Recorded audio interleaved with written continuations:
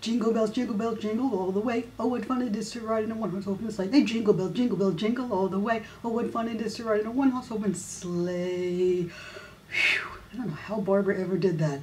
Hi, everybody. Ally Waldman here for Sunday with Ally for December 23rd, 2012. It's our holiday issue, our holiday special. Next week will be the New Year's. And probably after that, we'll do the year in review.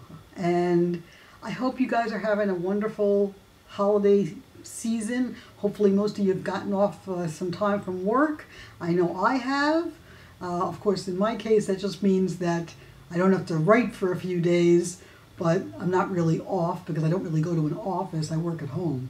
Anyway, more than you wish to know. Welcome to Sunday with Ally, the Barbra Streisand Videocast for the week gone by and for the week ahead. It's December 23rd, 2012, and this week was a very, very memorable week in Barbra world because Barbra's new movie opened, The Guilt Trip, and I went to see it Wednesday, first show, even though I had already seen it in a preview, and I went to the first show 11:30 here in South Florida, and you know what, guys?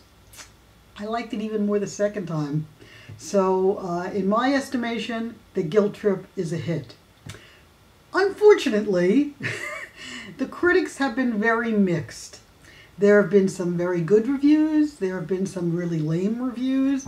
Some reviews have reviewed Barbra and not the film, which drives us all crazy. Some have thought that the film was a little bit timid or weak or not what they were expecting. And I guess in this era of very outrageous comedies that are very vulgar and sexual and just outrageous. I mean, you know, think about a movie like The Hangover that involves Mike Tyson, somebody losing his teeth, a tiger in a hotel room, a baby getting lost, guys running around breaking out of jail. By comparison, the adventures of Joyce and Andy on the road seem rather tame. So maybe today's audiences are expecting wild action, sexually driven humor. I mean, like the humor in Meet the Fockers and Little Fockers was pretty vulgar at times. But that's not what this film was. And maybe I am an old fart because I really love this movie. I love the characters. I wanted to spend more time with them. And I don't apologize for my review, which appeared in theexaminer.com last week, where I said it was a terrific movie and I recommended everybody go to see it. And I still do. And, you know, the critics, you know, I said this last week, folks, and I really do mean it. The critics are not the be-all, end-all when it comes to movies, because I distinctly remember many, many Barbra movies not getting good reviews. In fact, I think you'd have to go back to Funny Girl to find a movie that Barbra made where she got universally excellent reviews, because Hello Dolly they had problems with, Clear they had problems with, Alan the Pussycat there were problems, What's Up Doc was an imitation of Bringing Up Baby, Nobody Understood Up the Sandbox, you know, I can go through the litany. The Way We Were, they criticized The Way We Were. They thought Streisand and Redford were too old for the roles, that it was all her and nothing for him.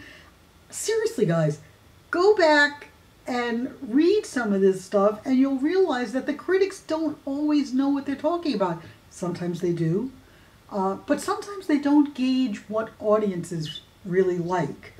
And even at the time, you know, Star is Born got terrible reviews, but it was a great big box office success, and that sort of, you know, colored everybody's judgment about that movie, at least for a while.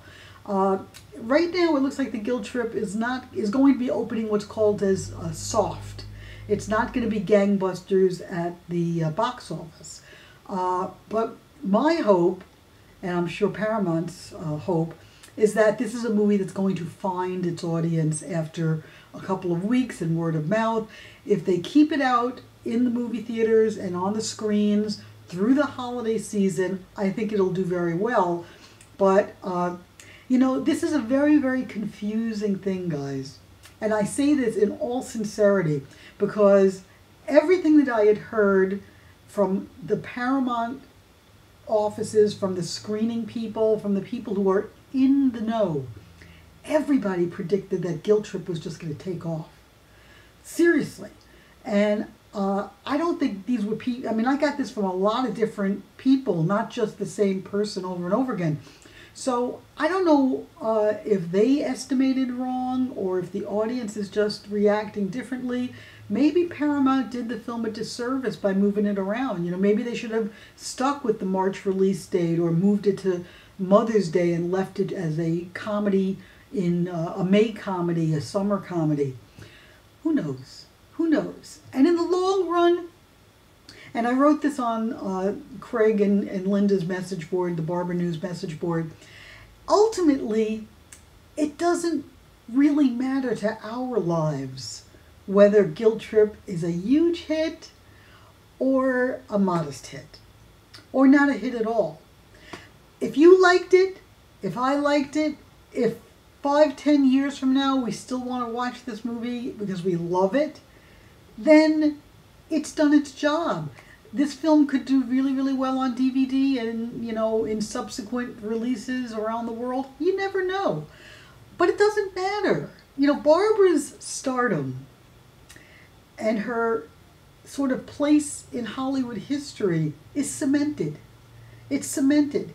Anything she does now is just, you know, adding to the legend.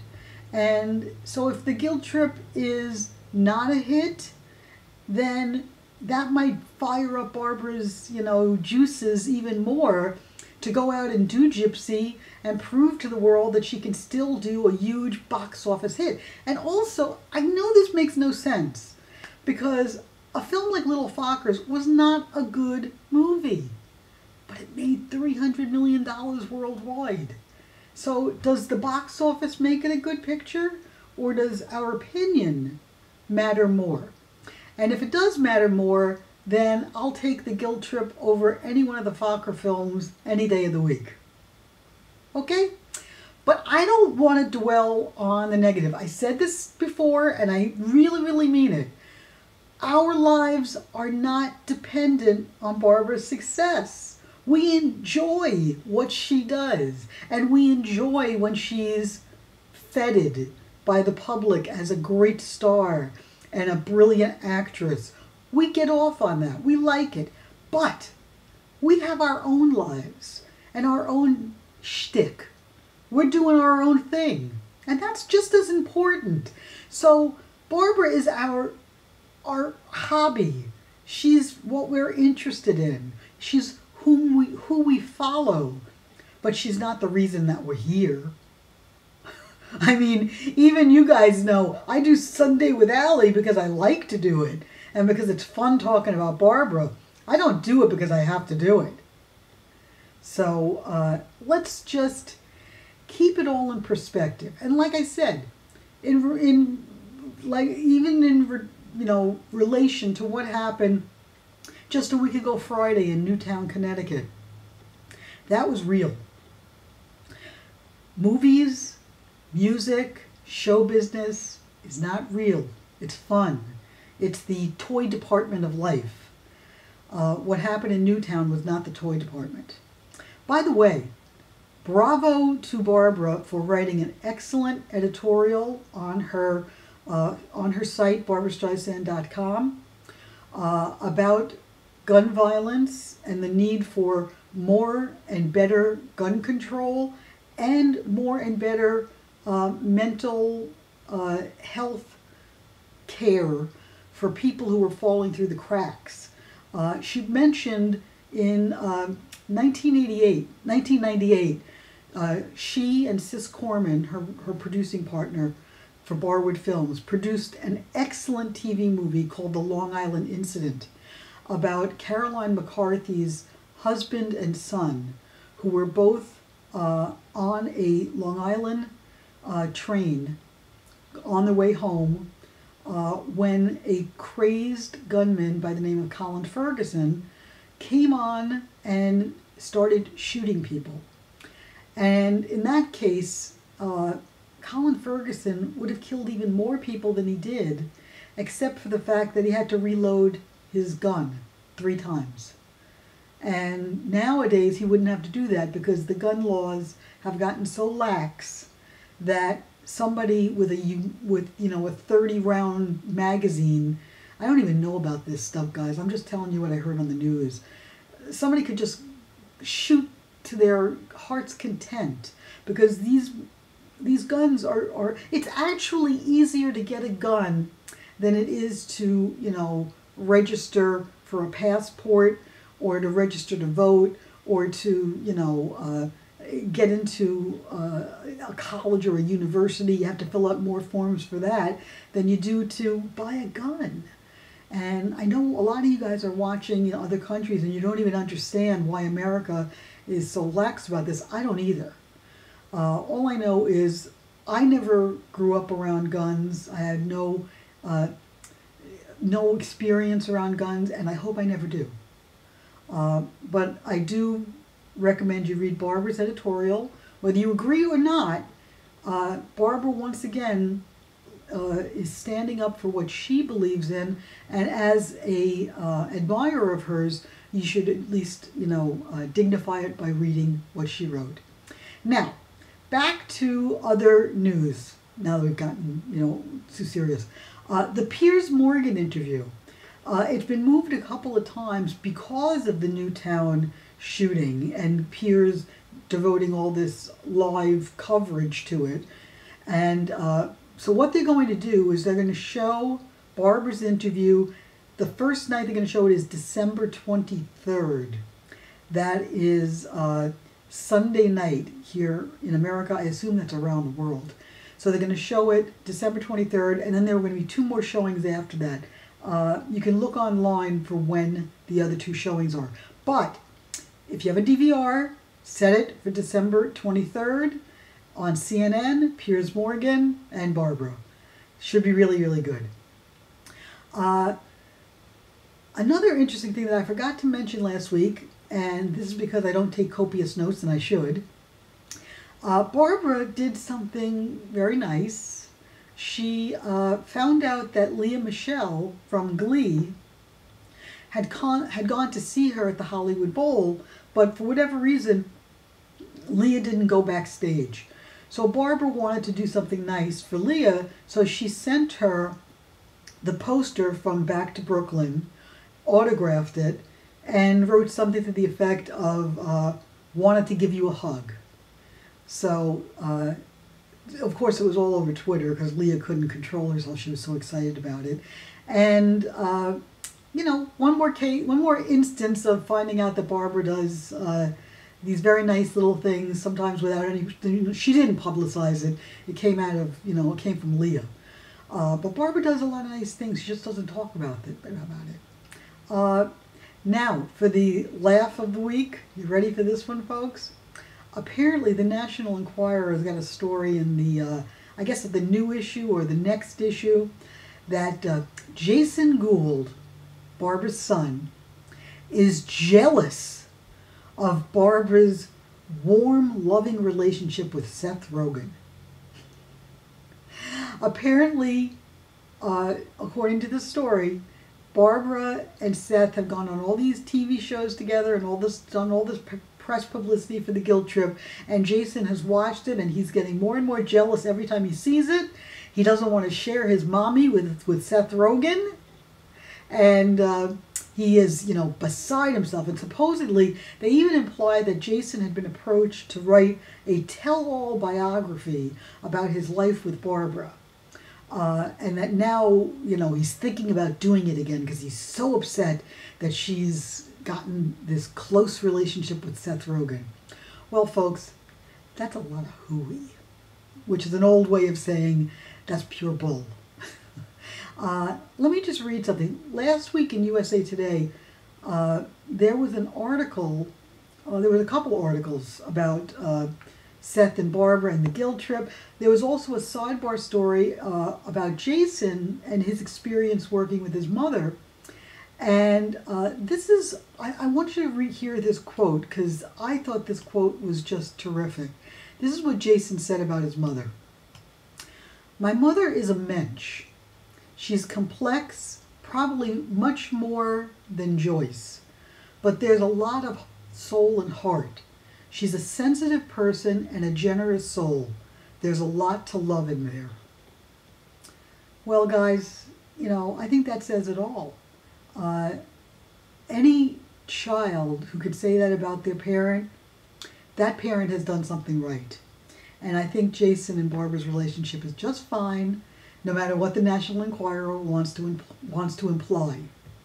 Now, speaking of nice things said about Barbra, in the guilt trip, you might remember there's a scene where they go to the topless bar, where nobody's actually topless. And the woman who is the bartender there recommends that Sparkle look at the car to figure out why the tires aren't working. The actress who plays the bartender is named Dale Dickey, and she's known for playing sort of hard Scrabble women and tough characters. And she was interviewed in the Knoxville, Tennessee newspaper, and she said this about working with Barbra. My first and lasting impression of Barbra was, quote, lovely and adorable. She's beautiful, funny, and kind. Then, when asked more about her friendship with Barbra, Dale explained that Barbra had been something of an inspiration to her, even though they're completely different kind of actresses. This is what Dale wrote. I loved her in films growing up, but mainly I bought one of her albums back to Broadway years ago when I started out in New York City. It was an inspiration. Is that something? I mean, isn't that something? That's like, sounds like something that you or I would say about Barbra. So it's really sweet to know that the people that she worked with truly enjoyed the experience, and that Barbra is not the quote-unquote bitch diva that she's always portrayed as being. By the way, speaking of another interesting thing, in one of the interviews that Barbra did with Seth, it was for Chicago, for WGN, and the interviewer was telling Barbra that the weatherman at the station, a fellow named Paul Conrad, was the biggest Barbra Streisand fan in the world. And he asked if Barbra would, you know, perhaps shout out or, you know, say hello or happy holiday to Paul. And Barbra proceeded to do that. And then she said, you know, speaking of, you know, biggest fan in the world, and Seth goes, yeah, who, that guy at the screening. And they were referring to Paul Murray, who's in Barbra Memories, and Paul Murray had Barbra's name tattooed on his arm. And when he was at the screening for the Guilt Trip, the one where they did the Q&A afterwards, he went up and got close enough to Barbra to say hello to her and to show her the tattoo. And Barbra was really blown away by that. I mean, I guess she had never realized that people tattoo her name or her likeness on their bodies. Well, Paul was thrilled that Barbra mentioned in the WGN interview that this guy had my name tattooed on his body. So that's Paul Murray. But I have to be honest with you guys, and I don't know whether she's still out there or not, but years ago, way back with the Barbra reunions, I remember Honey Stein from Philadelphia. She had Barbra's name tattooed right here on her shoulder, and it was very cool. Of course, if you're into tattoos, that is. So that was really, really interesting. Now, another thing that came up in Jason's interview in USA Today, he did kind of make reference to the fact that they may be touring some more. Possibly Europe, possibly some of these other dates we heard about. Nothing's official. And nothing's been, you know, determined. And I'm hearing conflicting information because I'm also hearing that Gypsy is still very, very much a go. As a matter of fact, regarding the Gypsy news, folks, can you hear me, folks? This is Gypsy news. January, we should get, hopefully we'll get a major announcement from Joel Silver in January about Gypsy. I got that from two very reliable sources. One being somebody who knows Stephen Sondheim. So unless things fall apart, by the way, that whole thing about the rights issue, it's not so much a rights issue as it is a timing issue. So they're going to work all that out. And as far as Skinny and Cat, I do believe that Barbara's going to direct Skinny and Cat, but I think that's definitely for 2014. They are making progress raising money, which is a good thing. So that's the deal. Do not worry, do not fear, do not be concerned. Whatever happens with the guild trip will not affect what's going to happen with Gypsy unless Barbara turns into a turtle and decides to go into a shell and do nothing ever again. And I don't think that's going to happen.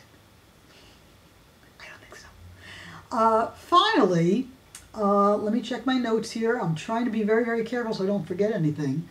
Okay, I think we covered just about everything, folks. I really hope everybody has a great holiday season. I did want to mention, especially now that we are now in sync, and you can now see me, not a mirror image, but an actual, life-size image. I wanted to tell you guys about Between the Grooves. This is available on eBay.com. This is all about Barbara's recording sessions. You can see it's all nice color inside. You can see the back cover is really, really nice. This is available for sale. So is Barbara Memories. Still for sale on eBay and at the Book Patch. As a matter of fact, Between the Grooves is also at the Book Patch. So you can get both of them at the Book Patch or on eBay. I encourage you guys to do it. Also, if anybody is interested in helping me out with my financial issues and my medical problems, this is where you go. Nothing's Impossible Project, or it should be Dash Project at blogspot.com. I'm sorry about that. Let me show it to you this way. Can you see it? Let's see. There we are. Nothing's Impossible Dash Project at blogspot.com. You would think that I would still have my faculties about me and get my props straight, but what can I say? I need an assistant.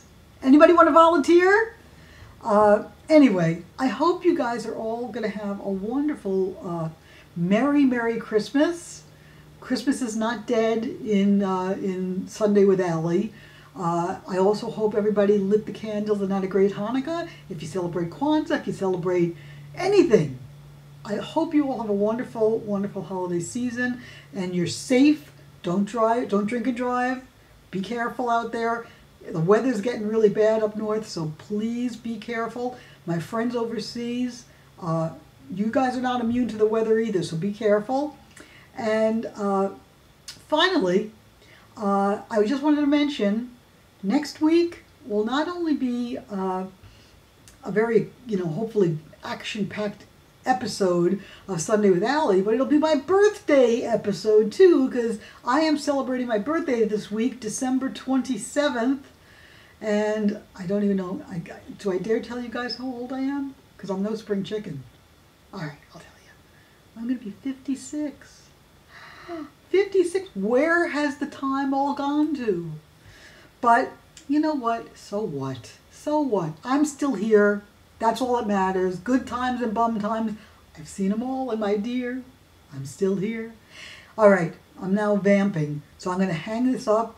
I'm going to get this up on the internet, and I'm going to see you guys next week. And go see the Guild Trip. Take your friends. Screw the critics. Screw the box office. Have a good time. Enjoy the movie. Enjoy the adventure with Joyce and Andy. I think they're wonderful characters that you want to spend time with. So until next week, this is Ally Waldman, soon-to-be birthday girl, signing off, and see you next week. Bye-bye.